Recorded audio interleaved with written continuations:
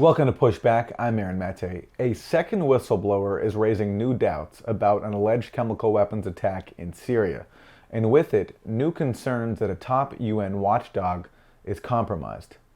Just like the first whistleblower, the new whistleblower is an official with the Organization for the Prohibition of Chemical Weapons, or OPCW.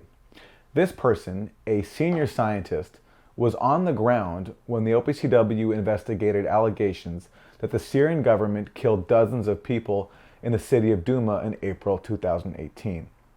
This allegation prompted the US, France, and Britain to bomb 3 sites in Syria 1 week later. The OPCW later pinned blame on the Syrian government, lending justification to the US-led strikes. But earlier this year, a member of the OPCW team leaked a suppressed engineering assessment that challenged the OPCW's conclusions. The leaked report found that the gas cylinders at the scene in Douma were likely, quote, manually placed. This suggested the attack was staged. And now another member of the OPCW team, the second whistleblower, has come forward. This whistleblower recently delivered testimony in front of a panel convened by the Courage Foundation, a journalist and whistleblower protection organization founded by WikiLeaks. In a statement, the panel said this, quote, "We are unanimous in expressing our alarm over unacceptable practices in the investigation. We became convinced by the testimony that key information about chemical analyses, toxicology consultations, ballistic studies, and witness testimonies was suppressed, ostensibly to favor a preordained conclusion," unquote. The panel includes Jose Bustani, the OPCW's first Director General. Another panelist, veteran journalist Jonathan Steele, discussed the whistleblower's testimony with BBC News. He claims he was in charge of picking up the samples in the affected areas and in neutral areas to check whether there were chlorine derivatives there. And he found that there was no difference. So it rather suggested there was no chemical gas attack, because in the buildings where the people allegedly died, there was no extra chlorinated organic chemicals than in the normal streets elsewhere. I mean, I put this to the OPCW for comment, and they haven't yet replied, but it rather suggests that a lot of this was propaganda. Propaganda led by? Led by the rebel side to try and bring in American planes, which in fact did happen. Well, to discuss this new whistleblower's revelations, I spoke recently to Theodore Postol, award-winning professor of science, technology, and national security policy at MIT. Professor Postol has conducted studies that have also raised doubts about allegations of chemical weapons attacks by the Syrian government. One of the studies was recently at the center of an academic controversy, as we discuss during this interview. Ted Postol, welcome to Pushback. Last time we had you on, it was to discuss the revelations from a first whistleblower from the OPCW. Now we have a second whistleblower, someone who was on the ground. What is your reaction to what we've heard so far? Well, the second whistleblower simply confirms what the earlier report showed. And also, I should say that I have now gone through the original, the OPCW report that was provided to the UN Security Council. And the report is pretty remarkable, because it contains all kinds of technical details that bear no relationship at all to what was claimed as a finding. It's really astonishing.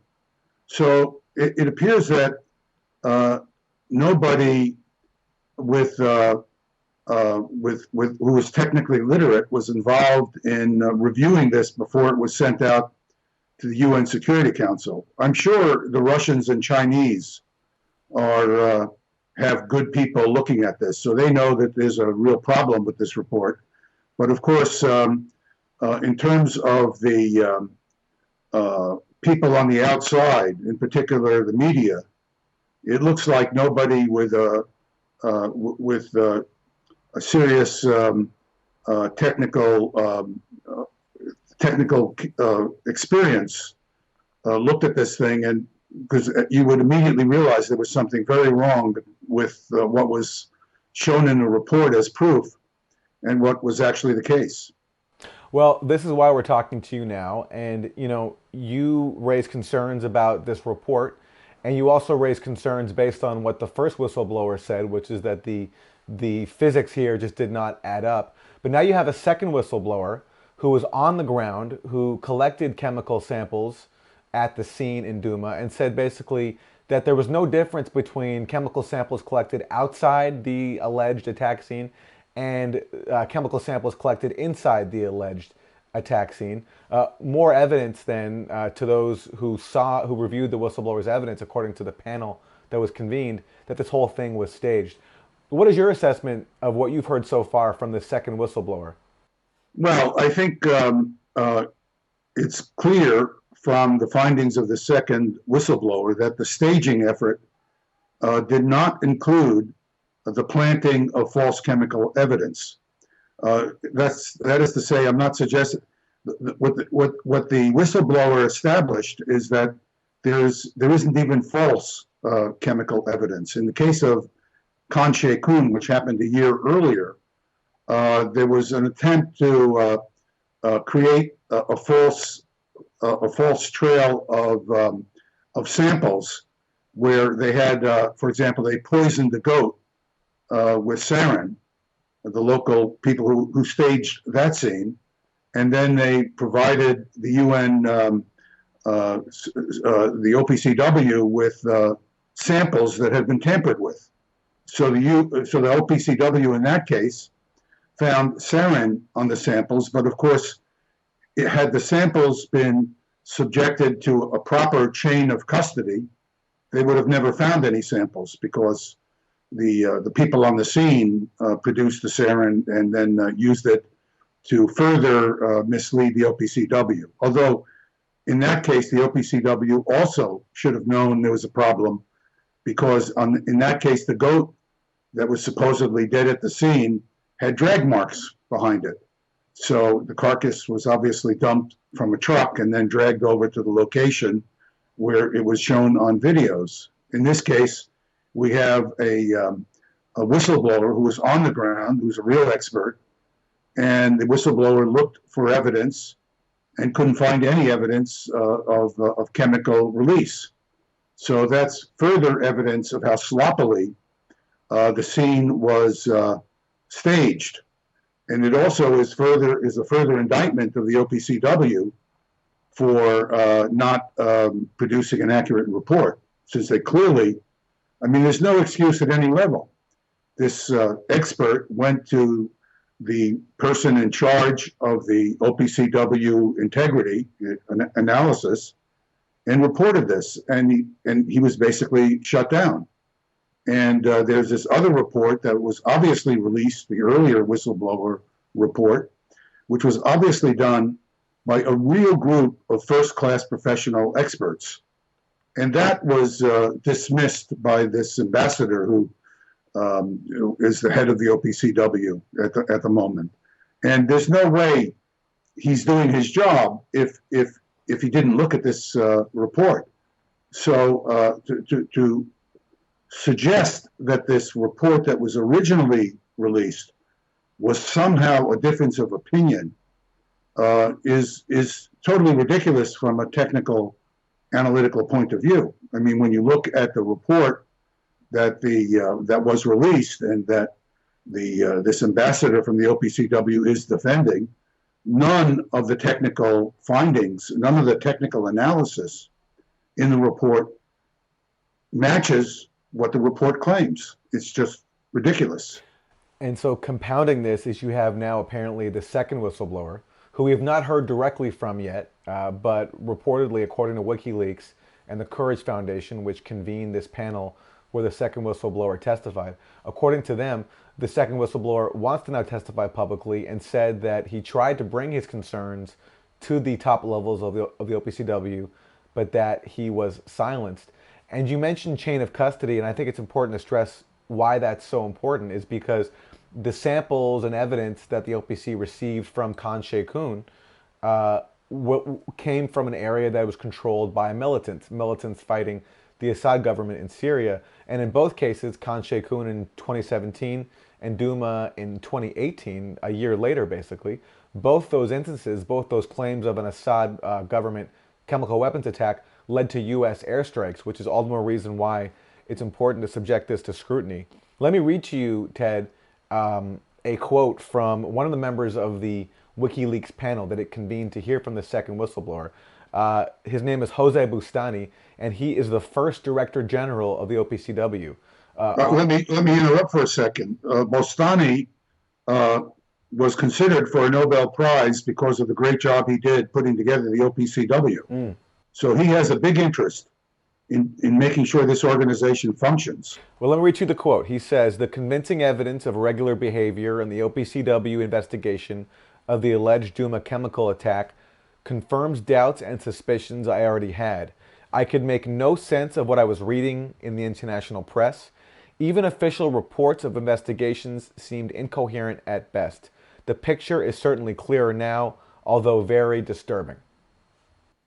Well, I agree completely with his assessment. In fact, I've already written him. I haven't heard yet back from him. And I sent him copies of my assessment as well. And so I think he and this panel, which I've also communicated with, have those copies now. And I know they're looking at it. I've already had some preliminary exchanges with them. Okay, so speaking of your assessment, let's talk about a controversy that you were recently involved in. You submitted your findings. You studied the Douma attack and the available evidence. Your paper, which was co-written, I believe, with other academics, was accepted by a journal called Science and Global Security. It was due to be published, but then it came under heavy pressure, and at pretty much the last minute, or even after, I think even after the journal went to press, if I'm not mistaken, the journal actually pulled your paper and did not publish it. Can you tell us about what happened there? Yes. First of all, just a minor. The paper was on Kanche Kun. We showed the paper was a technical analysis that showed that the UN claim that sarin was released from a particular site could not possibly be true. That's the bottom line of that technical analysis. And again, Kanche Kun is an attack in April 2017. It led to the first Trump administration strike on the Syrian government, followed a year later by Douma. Correct. Well, what happened there is the paper underwent a quite arduous referee process, at least from my point of view.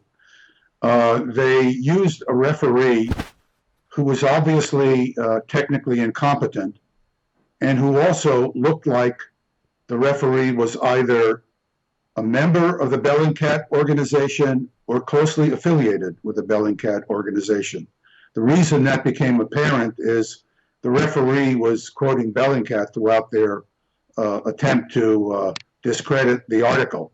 So that was kind of an irregularity from the point of view of the journal, to use a referee that really was not technically competent and who was obviously politically biased. Let's explain for a second what Bellingcat is. It's a website with... Bellingcat is an organization headed by a man, Elliot Higgins, who has no knowledge of any science at all. If for anyone who questions that, just look up Higgins Postol debate on YouTube, and you'll see discussion, if you want to dignify it with that name, between him and me. And he has no knowledge of science. He has no interest in science. His only way of dealing with questions that are raised that have a scientific foundation is to try to insult the person asking the questions, and then sort of see if they can divert them into a fight. I refuse to do that, as anybody who looks at the panel will see, but he just went one insult after another as I focused on technical questions, none of which he could answer. So he is kind of a parrot of the times. I would say he's kind of one of these strange phenomena that come out of the cesspool of the internet, is the way I see him. And he has no expertise. He just yells very loud. And unfortunately, he's got support of some media organizations that should have higher standards. For example, this debate occurred at Goldsmiths University of London in October, and at an organization called the Center for Investigative Journalism. And none of these people who I talked to after the debate reacted to his unbelievably unprofessional behavior. They just kept on trying to make excuses for him. To me, that's a sign of a general decay in the professionalism of the mainstream press, and they should be ashamed of themselves for that, for reacting that way. And as far as I know, he still is affiliated with them. I would have thrown him out of my program if he had done that in any situation. It was just totally unprofessional behavior. So let me also pause, Ted, and say that Bellingcat is not just supported by some mainstream news sources and cited by an authority there. The criticism of it also is that it receives funding from organizations like the National Endowment for Democracy, a U.S. government aim. And the critique of Bellingcat, it's something I have not looked into too in depth, but it's out there, you can read about it, is that they basically have a pattern of parroting whatever the Western government line is when it comes to official enemies. Occasionally under heavy pressure, they'll do some cursory studies of places like Yemen, which is under bombardment by U.S.-backed forces. But generally, their targets also happen to coincide with who the targets of U.S. proxy wars and U.S. regime change operations are. Well, they have no scientific credibility at any level that I can see. Anything that I've looked at in detail, there's a lot of stuff they've done. So I can't say that everything is a problem, but I can say everything that I've looked at that had a scientific component has been just ridiculous. Not even close. I mean, the only way to describe it would be ridiculous.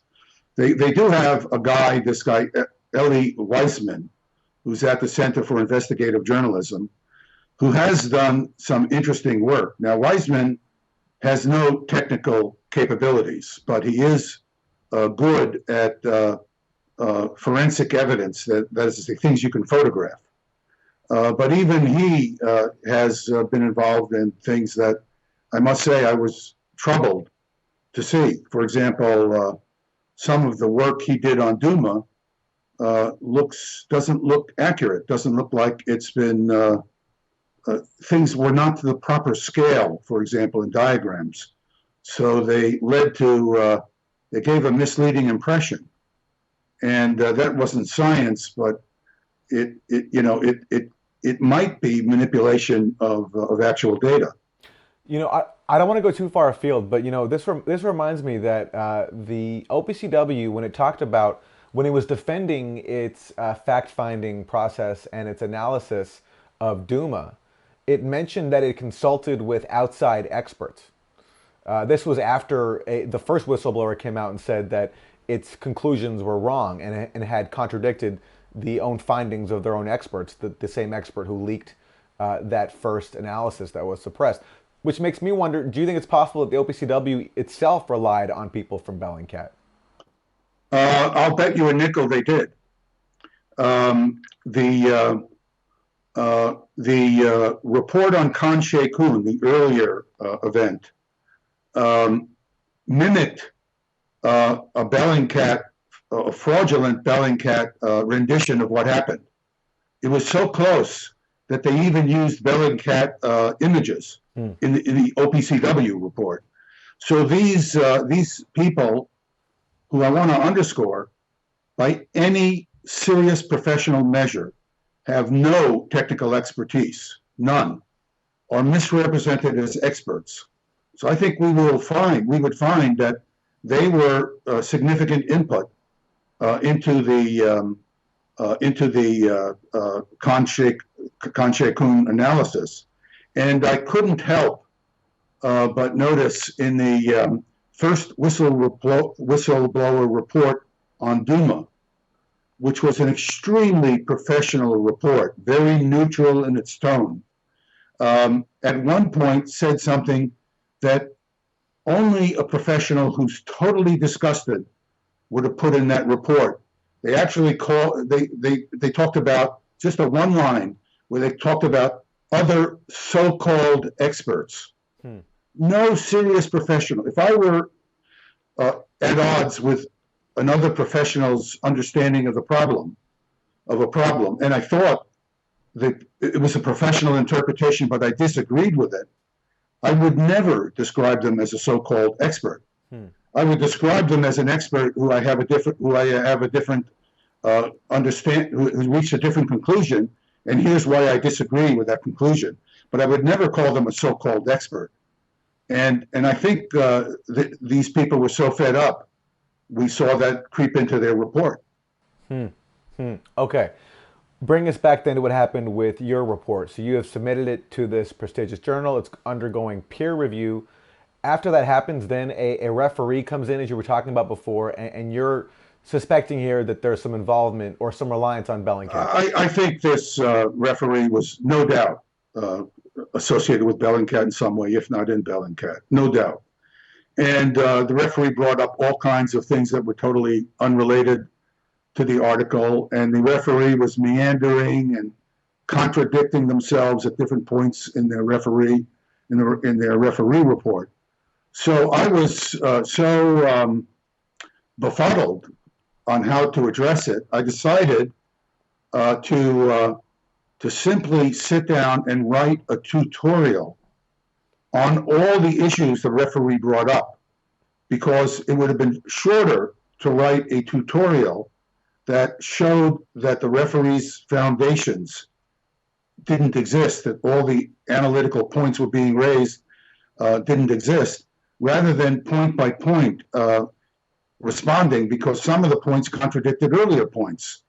And it would have been an incoherent response, just as the referee's report was incoherent. So I produced a 43-page document. And the document is available to the public because I've made it available. I can't make available the referee's report because that's supposed to be confidential.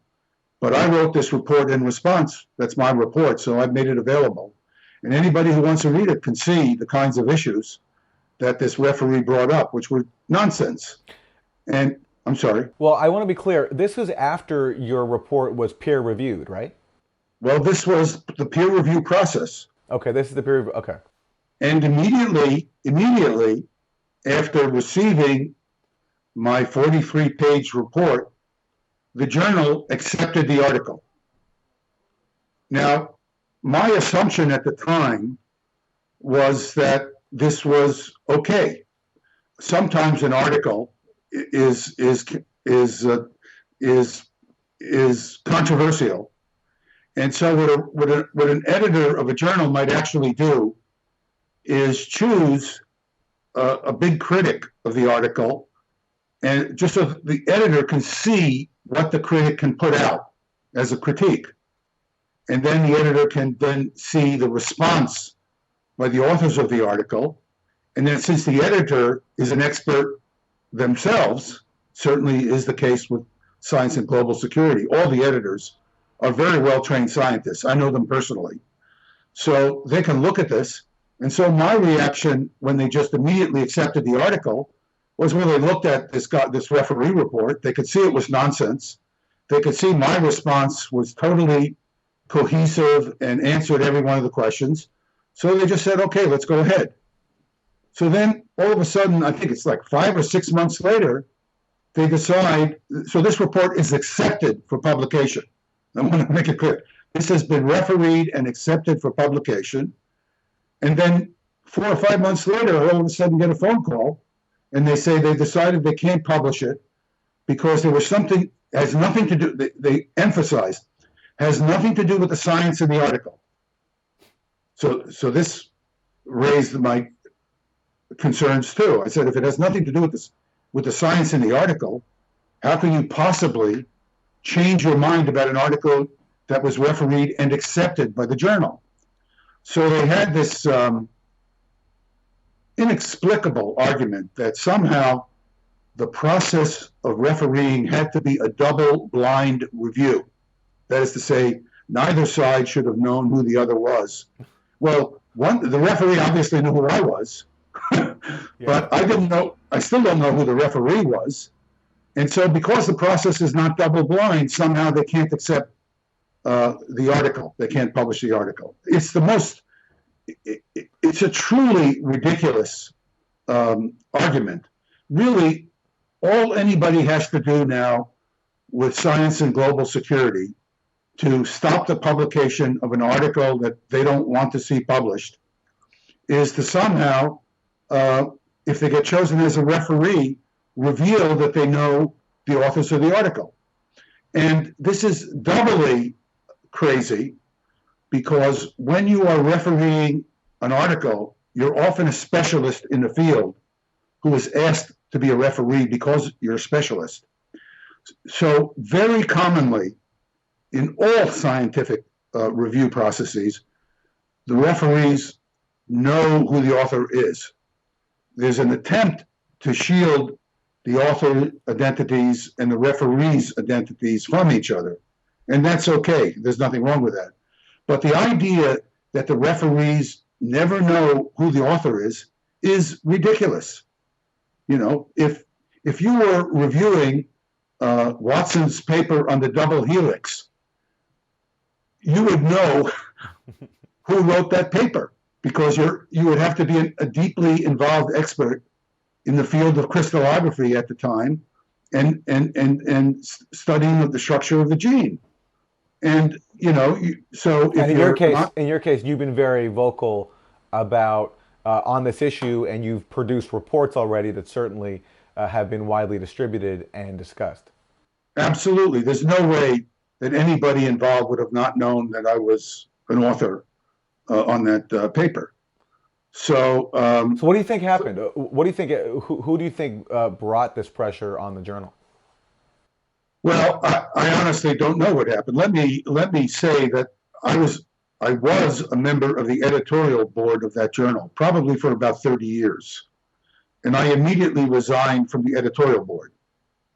And I told them that, and I think they believe me because they know who I am, I told them that if this article had nothing to do with me, if I was not a co-author, and they did this to any article, I would resign from the editorial board because I think the editorial board inadvertently, I don't think they're being dishonest.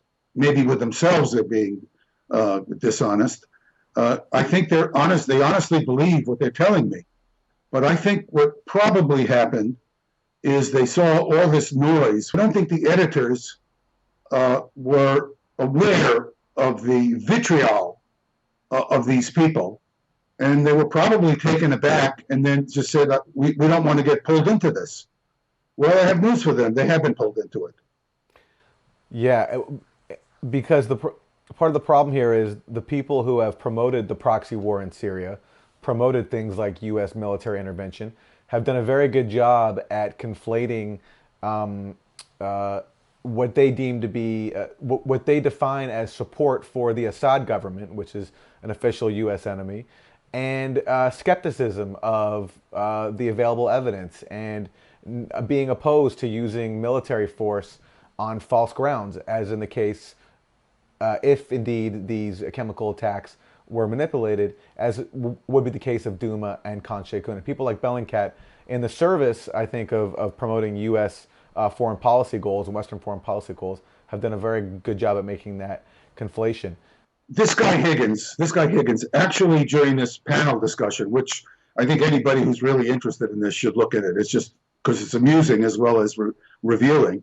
At one point in this panel discussion, he tells me that he finds me disgusting because I'm aiding war criminals get away with mass murder.